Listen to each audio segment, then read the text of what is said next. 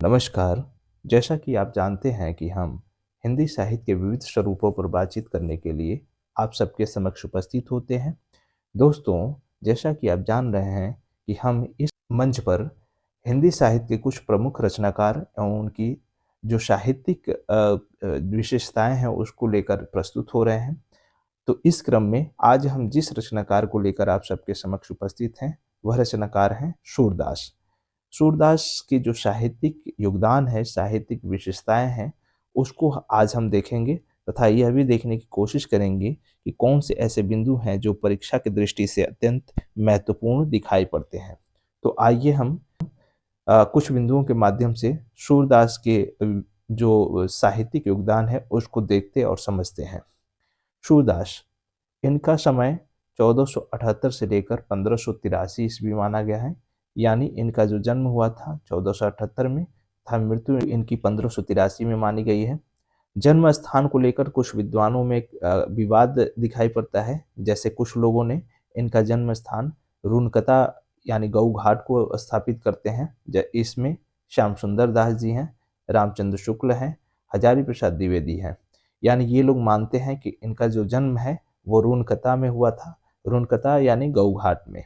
वहीं पे कुछ जो विद्वान हैं वो सिही में इनका जन्म मानते हैं, जिनमें डॉक्टर नगेंद्र, डॉक्टर गणपत चंद्र गुप्त आदि इस तरह के जो विद्वान हैं वो उनका ये मानना है कि इनका जन्म जो हुआ था वो सिही में हुआ था। रामचंद्र शुक्ल जी के मतानुसार सूरदास का जन्म संवत 1540 तथा मृत्यु इनकी 1620 ईस्वी के आसपास हुई थी। यानी ये रामचंद्र शुक्ल जी ऐसा मानते हैं कि इनका जो जन्म हुआ था 1540 में तथा मृत्यु इनकी 1620 में हुई थी। एक ग्रंथ है आईने अकबरी। आईने अकबरी में जो मुतखबुत तवारीख जो है, जो उसमें बताने की कोशिश की गई है, उसके अनुसार सूरदास को अकबर के दरबारी संगीतज्ञों के रूप में माना जाता है। ये कहा जाता है कि जन्म से ये अंधे थे और कुछ विद्वान ऐसा नहीं मानते हैं। उनका मत है कि नहीं, ये बाद में अंधे हुए। तो इस सिलसिले में कुछ विद्वानों की अपनी जो राय है उसको हम देख लेते हैं कि कौन लोग इनको जन्म से अंधे मानते हैं और कौन इन्हें जन्म के बाद अंधा होना मानते हैं। जैसे श्याम सुंदर दास जी का मानना है कि सूर वास्तव में जन्मांध नहीं थे, क्योंकि श्रृंगार तथा रंग रूप आदि का जो वर्णन उन्होंने किया है वैसा कोई वर्णन जन्मांध व्यक्ति नहीं कर सकता है। यानी श्याम सुंदर दास जी का मानना है कि ये जन्मांध नहीं थे, यानी जन्म से अंधे नहीं थे, बल्कि ये बाद में अंधे हुए हैं, क्योंकि इन्होंने जो श्रृंगार तथा जो कृष्ण की बाल लीलाओं का रूप वर्णन जो किया है वो कोई जन्म से अंधा व्यक्ति नहीं कर सकता। तो इस तरीके से श्याम सुंदर जी का ये मत है। वहीं हजारी प्रसाद द्विवेदी जी का मत है कि सूरसागर के कुछ पदों से यह ध्वनि अवश्य निकलती है कि सूरदास अपने को जन्म का अंधा और कर्म का अभागा कहते हैं, पर सब समय इसके अक्षरार्थ को ही प्रधानता नहीं मानना चाहिए। कहने का तात्पर्य यह है कि हजारी प्रसाद द्विवेदी का भी ये मानना है कि ये जन्म से अंधे थे, ऐसा कतई नहीं माना जा सकता है, क्योंकि जो इन्होंने कृष्ण के बाल लीलाओं का वर्णन जितने सुंदर और मनोहर दृष्टि से की है, वो वर्णन एक अंधा व्यक्ति बहुत कम ऐसा बनता है कि ऐसा कर पाए। तो ये हजारी प्रसाद द्विवेदी जी का भी मानना है कि ऐसा नहीं है, ये जन्म से अंधे नहीं मालूम होते।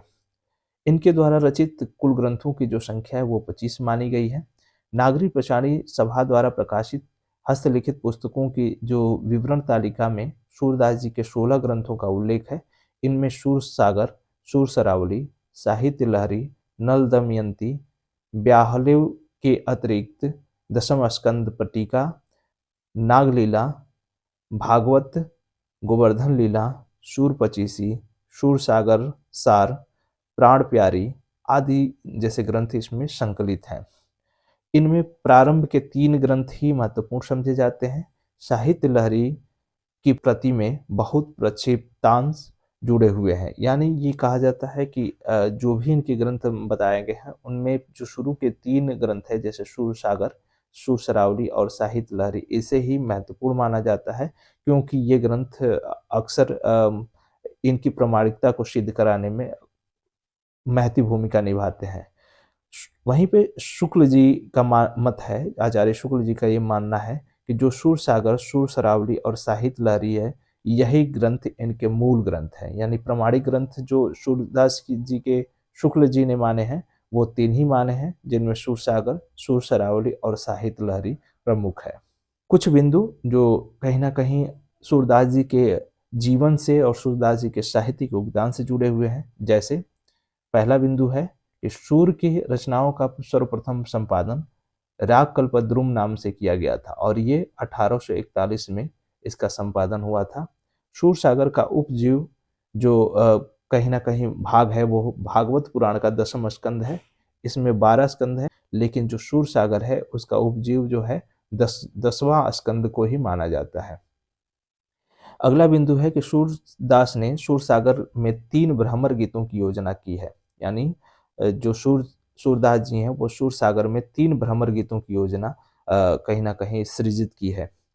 भ्रमर गीत परंपरा के प्रवर्तक सूरदास जी हैं और भ्रमर गीत का मूल स्रोत भागवत पुराण का 10वां स्कंद है। इसी भ्रमर गीत पर कहीं न कहीं इनकी ख्याति एक अपनी अलग दिखाई पड़ती है।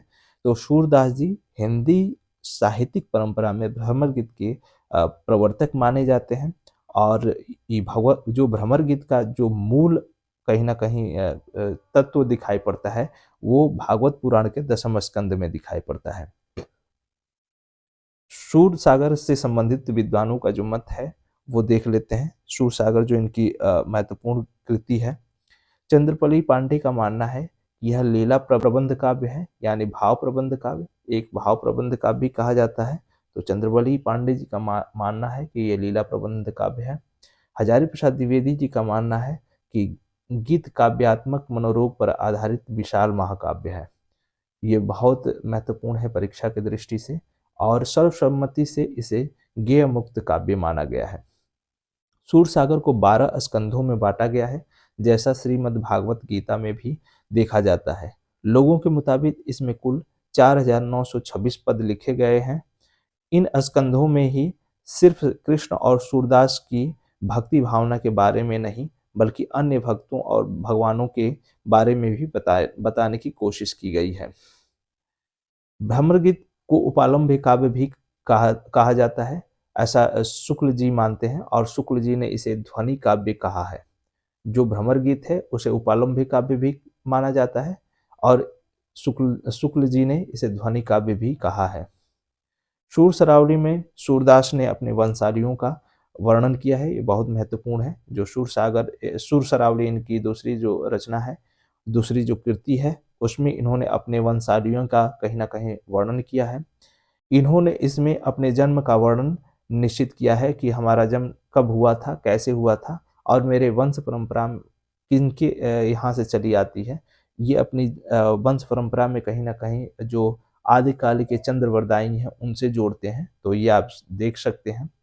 वहीं साहित्य लहरी जो 1550 ईस्वी में इसका कहीं न कहीं सृजन किया गया था, अलंकार और नायिका भेद संबंधी ग्रंथ है और इसमें कहीं न कहीं ये माना गया है कि अलंकारों का कहीं न कहीं प्रयोग है और नायिका भेद का इसमें वर्णन किया गया है। तो जो साहित्य लहरी है, जो इनकी तीसरी कृति है, वो अलंकार और नायिका भेद पर आधारित है।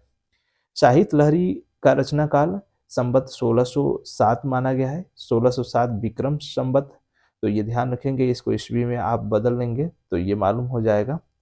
इस ग्रंथ से यह भी प्रमाण मिलता है कि सूरदास के गुरु श्री वल्लभाचार्य जी थे। यानी साहित्य लहरी में जो वर्णन है उससे ये पता चलता है कि जो इनके गुरु थे वो वल्लभाचार्य जी थे। सूरदास को पुष्टि मार्ग का जहाज भी कहा जाता है और यह कहने वाले कौन है? आचार्य विट्ठलनाथ इन्हें पुष्टि मार्ग का जहाज कहते थे। ये ध्यान रखिएगा, ये परीक्षा की दृष्टि से महत्वपूर्ण बिंदु है। सूरदास की जो भक्ति थी वो शाक्य भाव की थी, किंतु वल्लभाचार्य के आश्रय में आने के बाद से ये दास्य भाव की हो गई। और किसके दास्य थे ये? कृष्ण जी के, जो भगवान कृष्ण हैं उनके ये दास थे। भ्रमर गीत उपालंब्य काव्य है, सूर को वात्सल्य रस का सम्राट कहा जाता है। सूरदास सूरदास को जीवनोत्कर्ष का कवि कहा है किसने? आचार्य रामचंद्र शुक्ल ने। आचार्य रामचंद्र शुक्ल ने इनको जीवनोत्सव का कवि मानते हैं। भक्ति काल में गृहस्थ जीवन का जैसा सुंदर चित्रण सूरदास में देखने को मिलता है, वैसा ही आधुनिक काल में मैथिली शरण गुप्त के यहाँ देखने को मिलता है। ऐसा कौन मानता है? रामचंद्र शुक्ल। शुक्ल जी का ये मत है कि जो भक्ति काल में गृहस्थ जीवन का सुंदर चित्रण जैसा सूरदास जी के पास मिलता है, वैसे ही आधुनिक युग में मैथिली शरण गुप्त के पास देखने को मिलता है। अगला बिंदु, किशोर सागर को ब्रजभाषा की पहली रचना मानते हैं कौन? आचार्य रामचंद्र शुक्ल, और अष्टछाप के प्रमुख कवि के रूप में इनको इंगित करते हैं। अगला जो बिंदु है वो यह है कि वात्सल्य और श्रृंगार के क्षेत्र का जितना अधिक वर्णन इन्होंने अपनी बंद आंखों से किया है, उतना किसी और कवि ने नहीं किया है। ये वात्सल्य क्षेत्र का कोना कोना झांक आए थे। ये बहुत महत्वपूर्ण बिंदु है जो आचार्य रामचंद्र शुक्ल के अनुसार कहीं ना कहीं उद्धृत है कि ये वात्सल्य और श्रृंगार क्षेत्र का जितना वर्णन, जो अधिक वर्णन है वो कहीं ना कहीं अपनी बंद आंखों से जिस तरह से किए हैं, उतना किसी और कवि ने नहीं किया है। ये वात्सल्य क्षेत्र का कोना कोना झांक आए थे। अगला बिंदु है कि शूर की बड़ी भारी विशेषता है नवीन प्रसंगों की उद्भावना। ये भी शुक्ल का ही मत है। वहीं अगला बिंदु, आचार्यों की छाप लगी हुई 8 वीणाएं श्री कृष्ण की प्रेम लीला का कीर्तन करने उठी, जिनमें सबसे ऊंची सुरीली और मधुर झंकार अंधे कवि सूरदास की वाणी में था। ये भी आचार्य रामचंद्र शुक्ल का ही कोटेशन है कि जो 8 वीणाएं उठी थी कृष्ण के लीलाओं का वर्णन करने, उसमें सबसे अच्छी और सुरीली आवाज किसी का था, तो वो किसका था? सूरदास का था। सूरदास जी जब अपने विषय का वर्णन शुरू करते हैं तो मानो अलंकार शास्त्र हाथ जोड़कर उनके पीछे दौड़ पड़ता है। उपमाओं की बाढ़ आ जाती है, रूपकों की वर्षा होने लगती है, संगीत के प्रवाह में कवि स्वयं को बहा देता है। यह कोटेशन किसका है? हजारी प्रसाद का। बहुत महत्वपूर्ण बिंदु है कि ये जब अपने विषय का वर्णन करना चालू करते हैं तो अलंकार शास्त्र खुद हाथ जोड़कर इनके पीछे पीछे दौड़ता हुआ नजर आता है और उपमाओं की बाढ़ आ जाती है, रूपकों की वर्षा होने लगती है, संगीत के प्रवाह में कवि स्वयं बह जाता है। तो ये हजारी प्रसाद द्विवेदी का कथन है। सूरदास की मृत्यु पर जो विट्ठलनाथ ने कोटेशन व्यक्त किया था, वो पंक्ति क्या है? पुष्टि मार्ग को जहाज जात है, जाए कछु लेनो होए सो लेऊ। यानी जो सूरदास जी हैं अब अंतिम पड़ाव पर हैं, यदि किसी को कुछ लेना है उनसे तो जाकर उनसे सीख ले। ये विट्ठलनाथ जी ने इनके विषय में कहा था। सूरदास जी के जो अंतिम पद है वो यह है, खंजन नयनम रूप रसमाते। ये उनका अंतिम पद है जो कहीं ना कहीं वर्णित होता है। अगला बिंदु है, सूरदास ने वात्सल्य श्रृंगार और शांत रसों को मुख्य रूप से अपनाया है। सूर ने अपनी कल्पना और प्रतिभा के सहारे कृष्ण के बाल्य रूप का अति सुंदर, सरल, सजीव और मनोवैज्ञानिक वर्णन किया है। इसी तरह से अगला बिंदु है, सूरदास का भ्रमर गीत वियोग श्रृंगार का ही उत्कृष्ट ग्रंथ नहीं है, उसमें सगुण और निर्गुण का भी विवेचन हुआ है। इसमें विशेषकर उद्धव गोपी संवादों में हास्य व्यंग्य के अच्छे छींटे भी देखने को मिलते हैं। अगला बिंदु है कि सूर सागर को भारत का और भक्ति काल का सूर्य कहा जाता है। बहुत महत्वपूर्ण बिंदु है। अब कुछ पंक्तियों को देख लेते हैं जो सूरदास जी द्वारा रचित हैं। जैसे ये पंक्तियां इस तरह से हैं, जैसे पहली पंक्ति है, मेरे नयन विरह की बेल भई। दूसरी पंक्ति है, आयो घोष बड़ो व्यापारी। अगली पंक्ति है, ऊधो तुम अपनो जतन करो। इसी तरह से अगली पंक्ति है, निर्गुण कौन देश को वासी। अगली पंक्ति है, बिनु गोपाल वैरन भई कुंज। इसी तरह से एक और पंक्ति है, आयो घोष सिखावन पाड़े। अगली पंक्ति है, हम वतन के भक्त हमारे। इसी तरीके से एक और पंक्ति है, उर्मे माखन चोर गड़े। एक पंक्ति और है कि अब कैसहूँ निकस नहीं।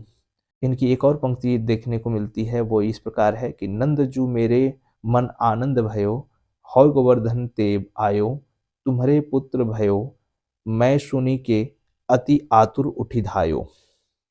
इसी तरीके से एक पंक्ति और देखने को मिलती है हरि भजन की परिमाण, नीचे पावे उच्च पदवी, बाजे निशान। एक और पंक्ति, शोभित कर नवनील लिए, घुटनों चलत रेणु तन मंडित, मुख दधि लेप किए। एक और पंक्ति है, मैया कबही बढ़ेगी चोटी, कितिक बार मोहि दूध पियत भई, यह अजहू है छोटी। इसी तरीके से एक और पंक्ति है कि मेरे नैन विरह की बेल भई, सींचत नैन नीर के सजनी, मूल पतार गई। एक और पंक्ति है कि धेनु दुहत अति, हीरे रति बाढ़ी, एक धार दोहनी पहुँचावत, अक धार जहाँ प्यारी ठाड़ी। इसी तरीके से एक पंक्ति है, खेलत में काकू गोसैया। अगली पंक्ति है, नंद ब्रज लीजो ठोकी बजाए। इसी तरीके से एक और पंक्ति है, प्रेम प्रेम तो होए प्रेम ते पारही पाइये।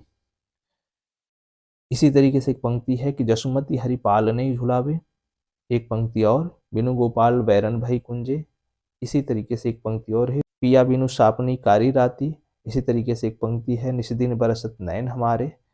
अगली पंक्ति है, आयो घोष बढ़ो व्यापारी। इस तरीके से कुछ बिंदुओं के माध्यम से ये देख पाते हैं कि जो सूरदास जी हैं उनकी साहित्यिक स्थिति और उनकी जो साहित्यिक योगदान की जो एक रूपरेखा है वो किस तरीके से देखने को मिलती है। तो मुझे उम्मीद है कि यह आपकी परीक्षा की दृष्टि से काफ़ी महत्वपूर्ण बिंदु होंगे। इसी आशा के साथ आज की क्लास को हम यहीं विराम देते हैं। पुनः अगली क्लास में एक नए रचनाकार को लेकर उपस्थित होंगे। तब तक के लिए विदा दीजिए। धन्यवाद।